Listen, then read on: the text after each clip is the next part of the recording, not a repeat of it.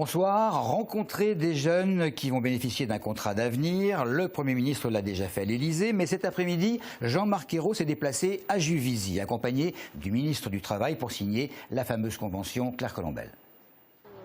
Samedi dernier, les premiers emplois d'avenir essonniens ont été signés à Évry en présence de l'ancien maire et actuel ministre Manuel Valls. Aujourd'hui, les deux suivants sont conclus par le créateur de ces contrats, Jean-Marc Ayrault. Pour la présidente de la mission locale de Juvisy, ces nouveaux emplois sont une chance pour les jeunes. Le problème, encore plus en grande période de chômage, fort chômage des jeunes comme on a actuellement, pour les jeunes, c'est de démarrer, c'est qu'on leur fasse confiance. Et c'est vrai que la grosse difficulté aussi, pour leur mettre le pied à l'étrier, surtout pour des jeunes comme ceux auxquels s'adresse le dispositif, c'est-à-dire des jeunes avec des bas niveaux de qualification.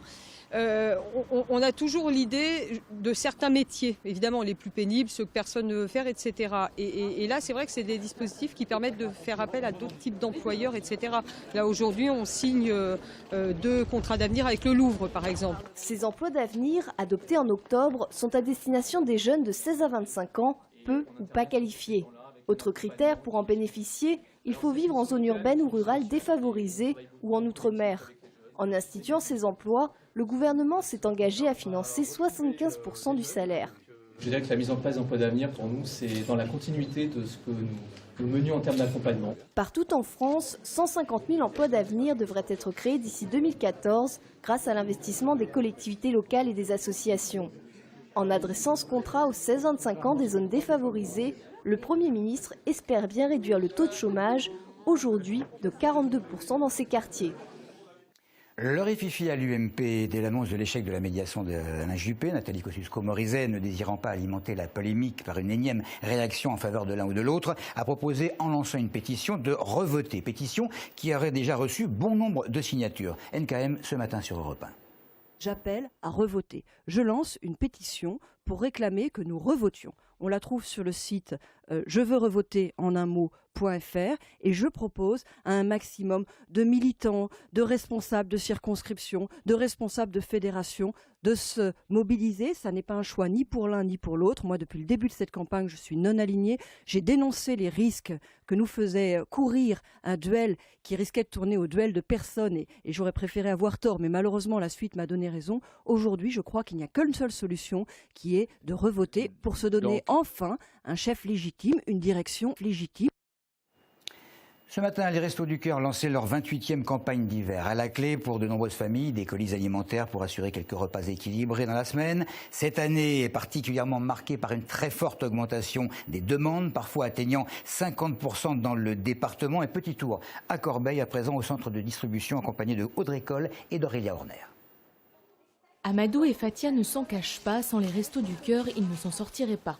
Pour ce premier jour de distribution des colis, ils font partie des premiers arrivés. Lait, légumes, viande, boissons, desserts et pain, quelques denrées essentielles pour manger, un peu comme tout le monde. C'est un bon service, ils nous aident tellement. Et tout ce que je peux dire, que je souhaite qu'ils gagnent plus moyens que ça. Pour moi, c'est une aide. Ouais, c'est pas que pour moi, c'est pour tout le monde. C'est une aide quand même. Il y a plein de choses qu'on a besoin. Et des fois, il y a des belles choses. Cette année à Corbeil, c'est une augmentation de 50% des demandes auxquelles les bénévoles doivent faire face. C'est 350 familles qu'il faut satisfaire, soit plus de 1000 personnes. L'année dernière, à la même époque, ce nombre était à 260. Un afflux que les bénévoles n'imaginaient pas. On va satisfaire toutes les demandes. On a une période difficile, c'est la première semaine, première et deuxième semaine. Ça va se réguler. J'ai pas de soucis pour la suite. Les bénévoles sont là, donc on pourra satisfaire la majorité des familles. Cette augmentation s'explique évidemment par la crise, mais les bénéficiaires sont également de plus en plus des mamans célibataires, mais aussi des retraités qui ne voient guère leur retraite valorisée, des nouveaux demandeurs que les restos espéraient ne jamais voir.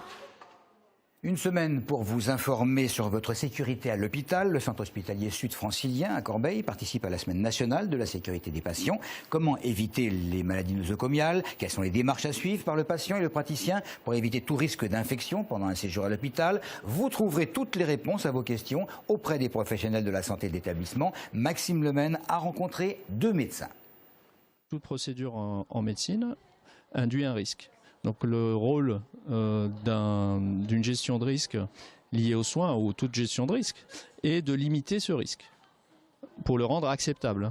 L'usager doit être l'acteur de sa sécurité, même si ça ne paraît pas évident comme ça. Il faut absolument décliner son identité exacte et ne pas croire que c'est un fichage, c'est uniquement pour garantir la suite des soins de façon à ce qu'il n'y ait aucune erreur dans l'attribution des médicaments, dans les examens complémentaires et même le suivi médical ultérieur.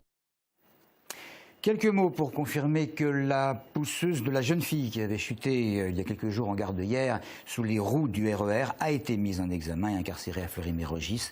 La victime, je vous le rappelle, a été amputée des 2 jambes et apparemment ne serait pas encore tirée d'affaire selon les médecins.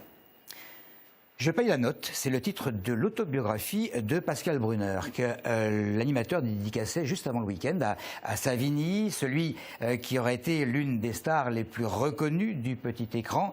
Elle s'était battue contre un cancer de la gorge, il avait bu beaucoup plus que de raison, ruiné et subsistant grâce au RSA. Il s'en est sorti et planche actuellement sur un spectacle.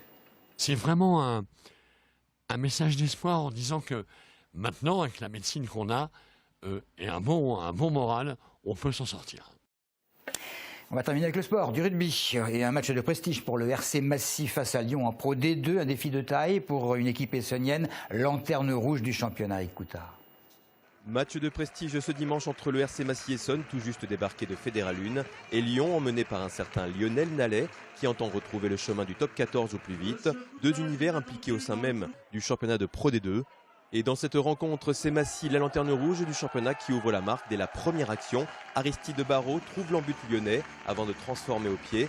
Massy relance sa saison sur une action. 2 minutes plus tard, Lyon remet les pendules à l'heure grâce à Romanet. Les Lyonnais reviennent à hauteur. Lyon va démontrer très vite à son adversaire que l'enjeu de la victoire ne serait plus jamais un mystère.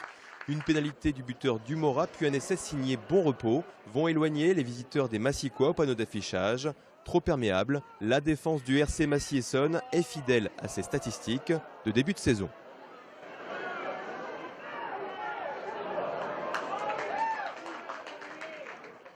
À la 19e minute de jeu, l'ancien Massicois Moses Ratuvou plombe l'ambiance et les espoirs essonniens en inscrivant le 3e essai lyonnais de la rencontre. 27-7 en moins de 20 minutes, le match s'annonce d'ores et déjà bien long pour les Bleus et Noirs.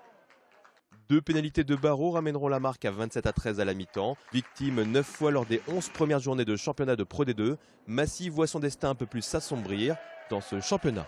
Au retour des vestiaires, une nouvelle pénalité massicoise signée Bonetti laissera quelques espoirs de bonus défensif aux Massicois. Malheureusement, une pénalité de Dumora puis un essai signé Loursac vont définitivement construire une solide victoire lyonnaise. Un dernier essai signé Malville ne changera rien à la sentence. Massy s'incline 37-23 face à Lyon et laisse échapper de précieux points à domicile. Avec 10 défaites en 12 matchs et surtout 9 revers consécutifs, Massy glisse peu à peu vers la Fédéral 1. Le prochain déplacement à Aurillac ne devrait pas améliorer la situation des Essonniens sur le plan comptable. C'est bien dommage, c'était presque pour Massy. Dommage. C'est tout pour l'info. Merci de nous avoir suivis.